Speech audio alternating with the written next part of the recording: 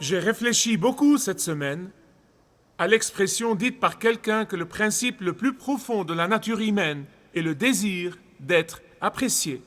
Je n'ai jamais rencontré une personne qui n'apprécie pas être appréciée.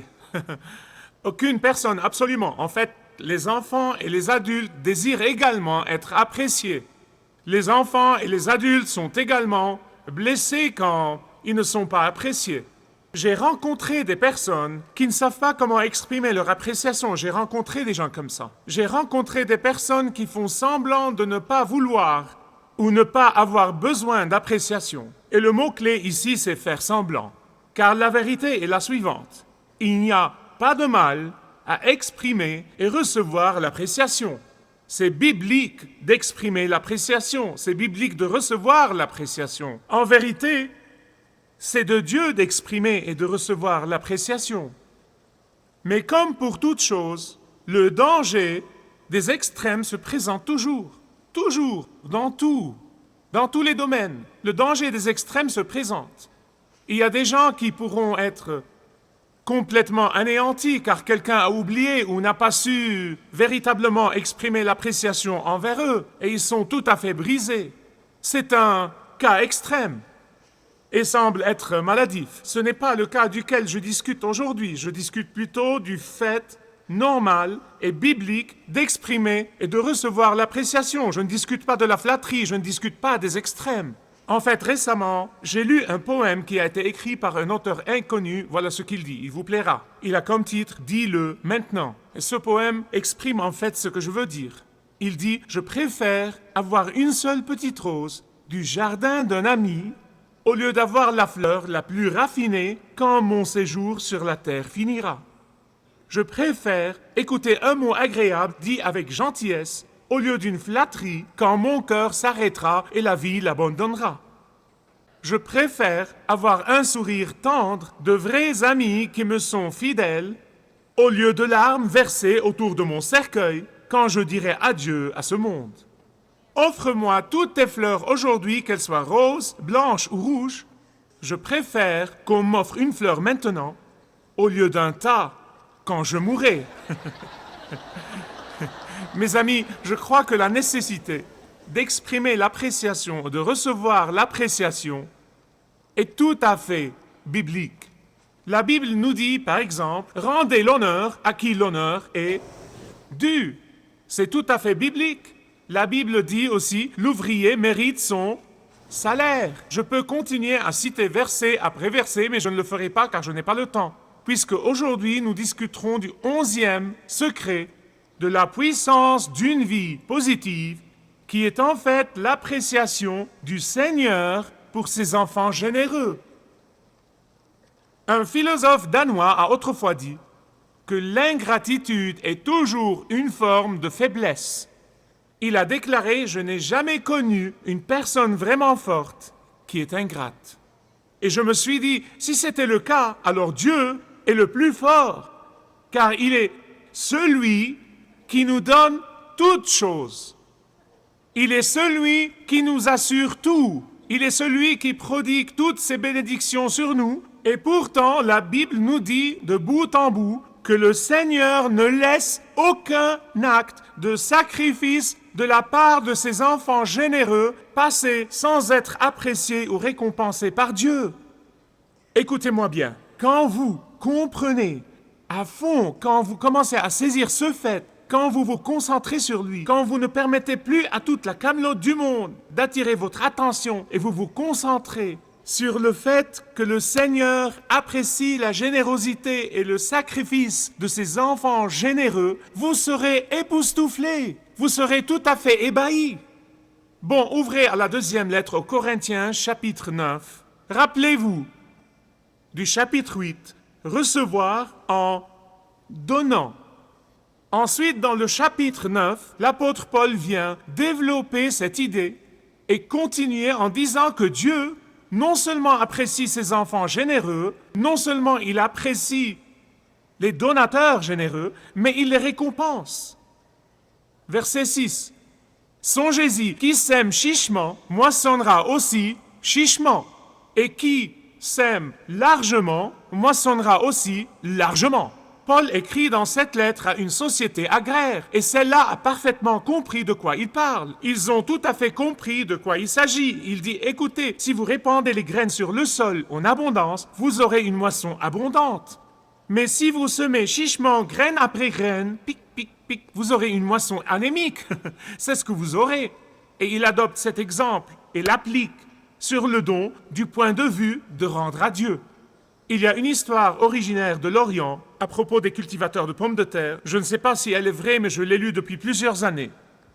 Un jour, ils ont décidé de manger toutes les grandes pommes de terre et de laisser les petites pour les utiliser comme graines. Et ils ont fait ça année après année, année après année, et devinez ce qui s'est passé. Ils ont produit des pommes de terre de la taille de billes. Quelle horrible leçon à apprendre! Ils ont enduré les conséquences, mais quand ils ont réalisé leur faute, il était trop tard, et c'est ce que l'apôtre Paul dit ici exactement. Il dit, apprenez cette leçon dévastatrice. Et c'est ça le secret, numéro 11, du pouvoir de la vie positive. Écoutez ce que Paul dit aux Corinthiens. La moisson qu'ils recevront est en proportion directe avec les graines qu'ils sèmeront. Et la profondeur de l'appréciation de Dieu envers ses enfants généreux est en proportion avec leur don pour lui. Nous retrouverons 4 points dans ce texte. Dans le verset 7, il dit que Dieu exprimera son appréciation envers ses enfants généreux en éprouvant de l'affection pour eux. Verset 7. Deuxièmement, il dit que Dieu exprimera son appréciation envers ses enfants généreux en assurant tous leurs besoins quotidiens. Non seulement leurs besoins financiers, mais tous leurs besoins. Lisez du verset 8 jusqu'au verset 11. Troisièmement, il dit que Dieu sera glorifié en et à travers ses enfants généreux. Verset 11 jusqu'à 13. Et enfin, quatrièmement, il dit que Dieu exaucera les prières qui sont offertes à leur nom. Versets 14 et 15. C'est super, non? Regardez dans le texte. Dieu consacrera une place dans son cœur pour ses enfants généreux. Verset 7. Car Dieu aime celui qui donne avec joie. Il aime celui qui donne avec joie. Amis, écoutez-moi, je vous assure définitivement qu'il n'existe pas une promesse plus précieuse, ni un honneur plus haut, ni une récompense plus grande que la promesse disant que Dieu aime celui qui donne avec joie. Vous savez, Dieu aime le monde en général, d'après Jean 3,16. Tout le monde connaît le contenu de Jean 3,16, car Dieu a tant aimé le monde qu'il a donné son Fils. Nous savons que Dieu aime ses propres enfants d'un amour hors catégorie, d'un amour profond. Mais Paul dit ici que Dieu réserve son plus grand, son mieux. Il réserve la partie la plus affectueuse de son cœur pour celui qui donne avec joie. Vous ne pourrez pas imaginer une expression de gratitude de la part de Dieu plus grande que le fait qu'il éprouve de l'affection dans son cœur pour celui qui donne avec joie. Il n'y a pas une promesse semblable. Comme j'ai dit, nous avons tous soif de l'appréciation, nous désirons être appréciés, mais la vérité est, tout sincèrement, que l'appréciation de certaines personnes nous est plus importante que l'appréciation d'autres. Nous désirons l'appréciation du conjoint, l'appréciation d'un fils ou d'une fille, d'un père ou d'une mère, de ceux que nous vénérons, de ceux que nous respectons, de ceux que nous tenons en estime dans notre vie. Leur appréciation pour nous est d'une autre nature que celle du reste du monde. Ils sont très spéciaux et leur appréciation pour nous est beaucoup plus significative. Songez-y, pensez à ce que veut dire que le Dieu des cieux, le Seigneur des cieux, exprime l'appréciation envers vous et envers moi. Vous saisissez ce que je dis? Je vous assure qu'il n'y a pas un geste plus bon, il n'y a pas une idée plus belle et inspirante, il n'y a pas une connaissance plus exaltante que le fait que Dieu éprouve une affection pour vous. Il a un faible pour vous, il apprécie ceux qui donnent avec joie. Car mes amis, laissez-moi vous dire une chose, ce don est incomparable. Vous ne pourrez pas le comparer, il est indescriptible. Vous pouvez faire un don d'argent pour toutes les bonnes causes, les bonnes œuvres et les activités politiques, mais rien n'est à comparer avec faire un don pour Dieu et pour l'œuvre de Dieu, et puis se rendre compte que Dieu éprouve de l'affection pour vous grâce à votre don. C'est indescriptible, c'est vraiment exaltant. Qui sont ceux qui donnent avec joie? Qui sont ceux qui donnent avec joie? Suivez dans le texte.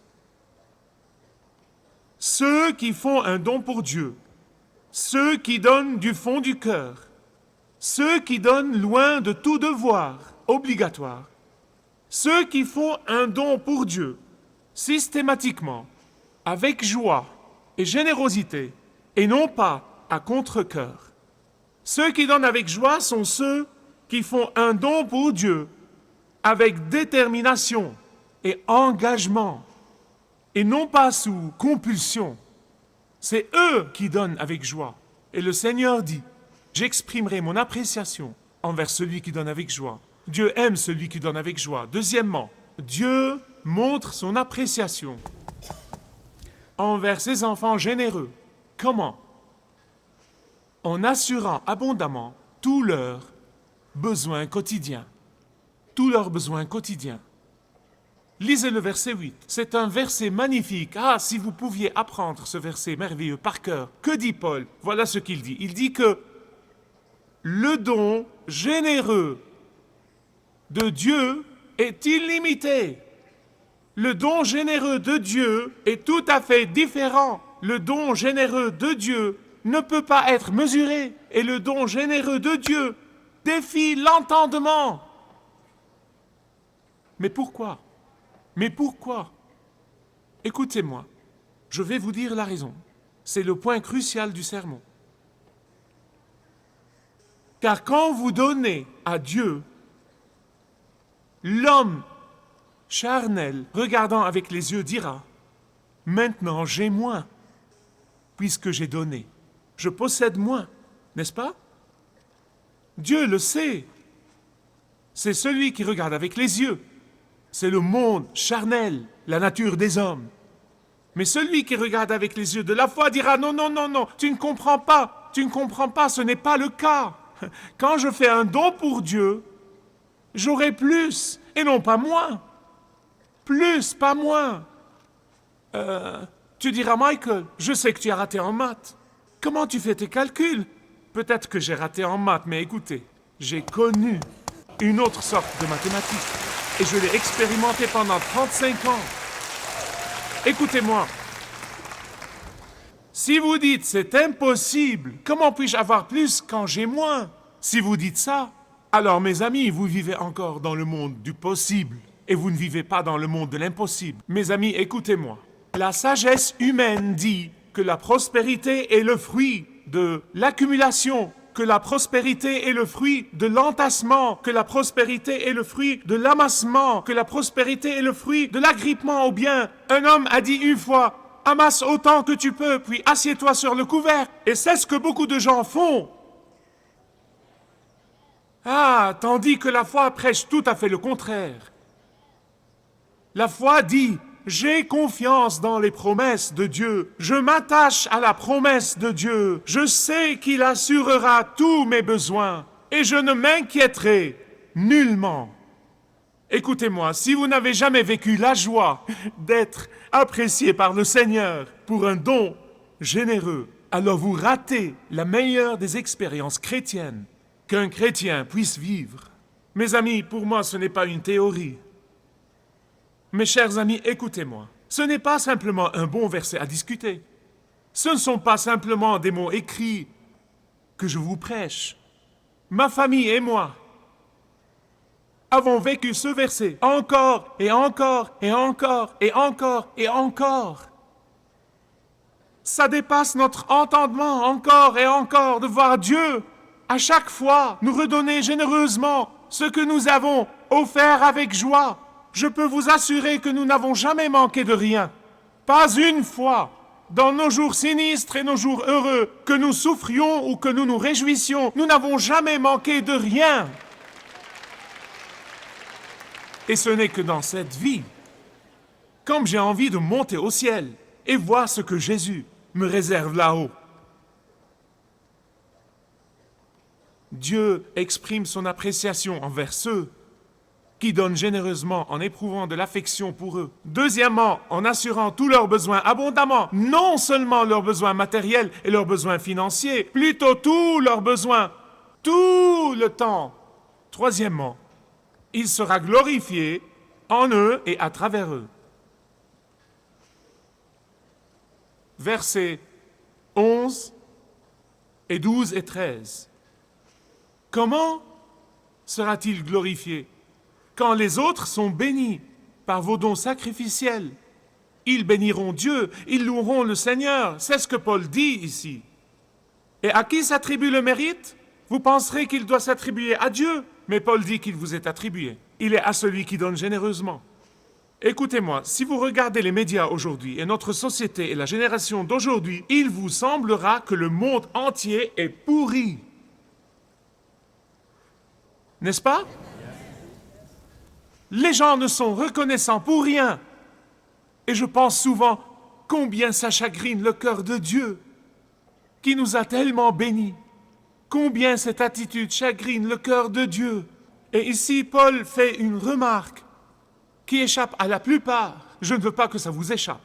Lisez s'il vous plaît dans le verset 13. Faites attention. Il dit, ce service leur prouvant. Vous direz, quelle preuve? De quelle preuve parle-t-il? Il nous parle en fait de la preuve du vrai salut. Il discute cette preuve. L'apôtre Paul dit que le salut authentique se prouve par le don généreux.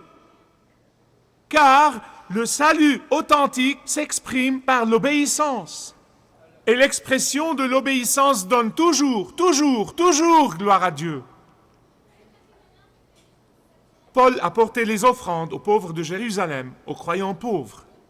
Réfléchissez à ça. En ce temps-là, tous les croyants juifs de Jérusalem savaient que Corinthe est une ville de péché. Las Vegas même n'est pas à sa hauteur. Elle était connue comme la ville du péché. C'était sa réputation. C'est ce qu'ils savaient à propos de Corinthe. D'après sa réputation, elle était réputée comme étant une ville pleine d'immoralité, une ville pleine d'idolâtrie. Eh bien, c'est ce qu'ils savaient. C'est ce qu'ils savaient. Alors, je veux que vous imaginiez leur stupéfaction complète et leur surprise et gloire à Dieu quand ils entendent que l'Église à Corinthe est devenue non seulement croyante, mais croyante et généreuse dans ses dons pour les soutenir dans les temps de difficulté, dans les temps de persécution et pour leur prouver qu'ils ont maintenant des frères et des sœurs en Christ dans cette ville de péché. L'apôtre Paul dit, imaginez combien ils sont remerciants et la gloire qu'ils donnent à Dieu grâce à la générosité des Corinthiens. Dieu exprime son appréciation envers ses enfants généreux en ayant de l'affection pour eux. Deuxièmement, en assurant tous leurs besoins abondamment et sans mesure. Troisièmement, en étant glorifiés en eux et à travers eux. Quatrièmement, en exaucant les prières qui sont offertes à leur nom. Lisez les versets 14 et 15, le verset 14 en particulier. Il a dit, et leurs prières pour vous manifestent la tendresse qu'ils vous portent en raison de la grâce surabondante que Dieu a répandue sur vous. La semaine passée, le pasteur Baki Sadaka m'a dit, tu sais mon frère, qu'il y a beaucoup de gens dans mon pays qui prient pour l'église des apôtres et pour les membres de l'église des apôtres tous les jours. Et il m'a dit qu'il y a une chaîne satellite qui est en train de diffuser dans 51 pays. Et même les gens dans les cabanes ont maintenant des antennes paraboliques. Comme c'est stupéfiant. Il a poursuivi. Cette chaîne satellite émet l'office de l'église des apôtres tous les jours, à 7h30 du matin chaque jour. Il a dit encore, quand je rentre dans mon pays, j'écoute les gens dire, nous remercions le Seigneur pour l'église des apôtres, nous bénissons Dieu pour l'église des apôtres, car avant que nous sortions à nos travaux à 7h30 le matin, nous avons le privilège de regarder l'office de l'église des apôtres à Atlanta. N'est-ce pas une bonne nouvelle?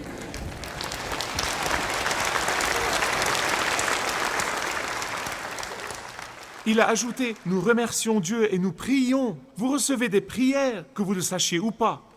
Mais vous savez, parfois, nous les riches, et tous ceux qui m'écoutent sont riches en comparaison avec le reste du monde, nous qui sommes riches, parfois, nous succombons à la tentation de dire ou de penser « À quoi dois-je m'attendre d'un pauvre ?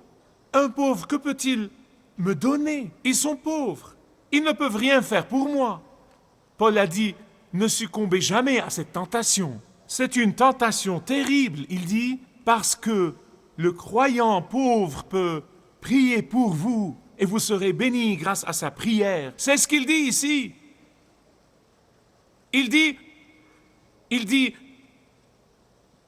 les prières des pauvres à Jérusalem sont les bénédictions même que les riches à Corinthe sont en train de recevoir comme le fruit de leur générosité. Quand ils prient pour vous,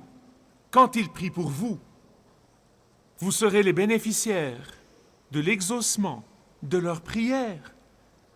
C'est la 4e façon avec laquelle Dieu apprécie ses enfants généreux. Ensuite, dans le verset 15, il est plein d'excitation et il dit « Grâce soit rendue à Dieu pour son don indescriptible. » Seuls ceux qui apprécient sincèrement le don ineffable et indescriptible de son Fils le Seigneur Jésus-Christ comprendront la joie du don généreux. Mes amis, je vous assure, si vous n'avez jamais reçu le meilleur don de Dieu, qui est le salut, à travers le sang versé par son Fils, il veut tout d'abord que vous receviez son don, car vous ne pouvez pas être généreux envers Dieu si vous ne comprenez pas, si vous n'appréciez pas ce que veut dire le pardon des péchés, ce que veut dire l'assurance d'une place au ciel, ce que veut dire que votre futur est décidé et que vous passerez l'éternité au ciel avec Dieu. C'est ça le don de Dieu pour vous. Si vous ne l'avez jamais reçu, vous pouvez le recevoir aujourd'hui.